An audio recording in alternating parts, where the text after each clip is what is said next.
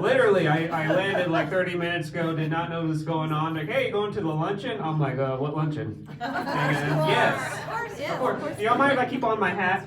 Go ahead. So, my name is Clayton Tucker. I am running for Texas Agriculture Commissioner. Do you have anyone here who is in agriculture? What do you farm or ranch? A farm. Farm? Food.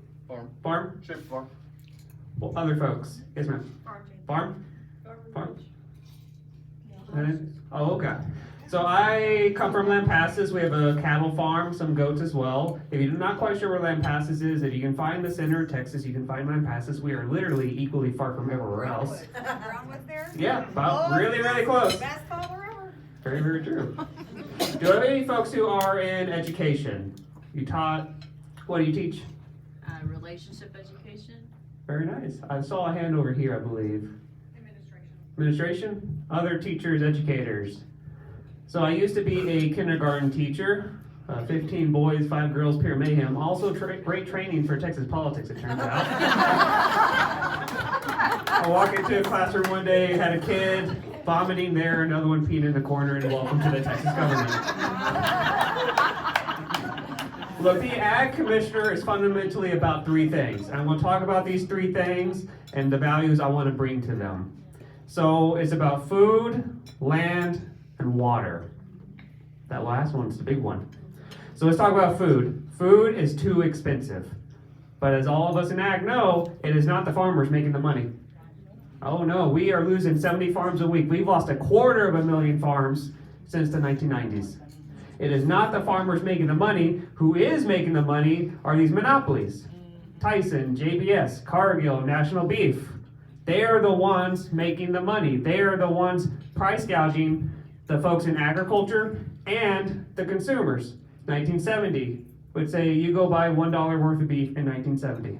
My pawpaw as a cattleman got 60 cents of that dollar. Nowadays, that $1, I, the cattleman, get around 20 cents. We are not the ones making the money. So we're going to go after those. The Ag Commissioner in Texas is very unique. Texas is one of 5 states where we can do this.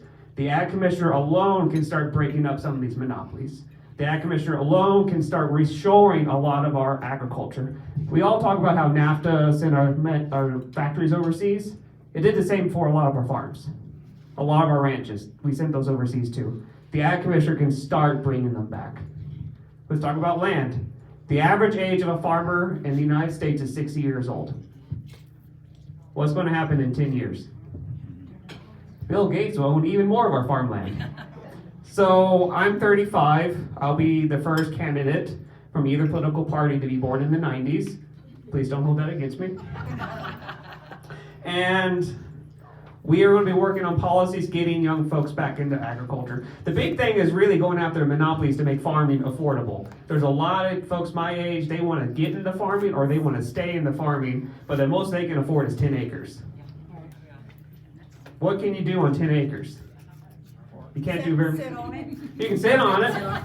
You can have a really mean vegetable garden on 10 acres. But we have to go after these monopolies and we have to help young folks get into agriculture or stay into agriculture. Last one, and this is actually the one I'm here today. I'm actually one of the speakers at the town hall going on. I believe it's Panhandle First Coalition. That's talking about AI data centers. Look, y'all, I'm very concerned about these data centers coming in. I've been researching them. I've been seeing how other states, how it's affected them. In Virginia, where they built a lot of these things, power prices dang near doubled, up 70%. And then wells started running dry. And the ones that didn't run dry were then poisoned with heavy metals and other contaminants.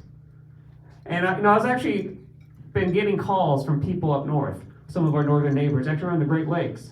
And they're like, hey, we just really appreciate you. We've been fighting these guys for a long time. So I call one of them back. I'm like, okay, well, so y'all been fighting them for like 10 years? Like, yeah, we don't have the water for them. And I'm like, if the Great Lakes doesn't have the water for them, what does that mean for us?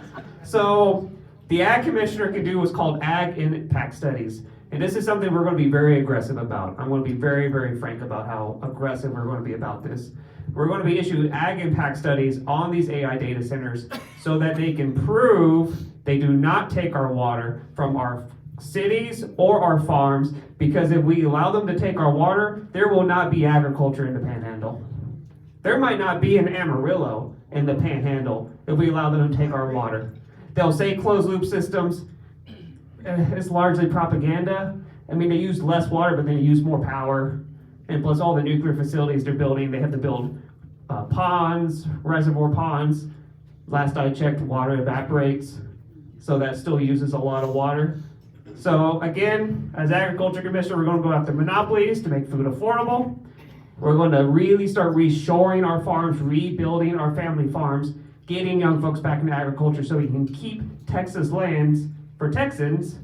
And lastly, we're going to protect our water from these AI data centers that are cropping up all over the place, because if the Great Lakes doesn't have the water for them, neither do we. Thank you.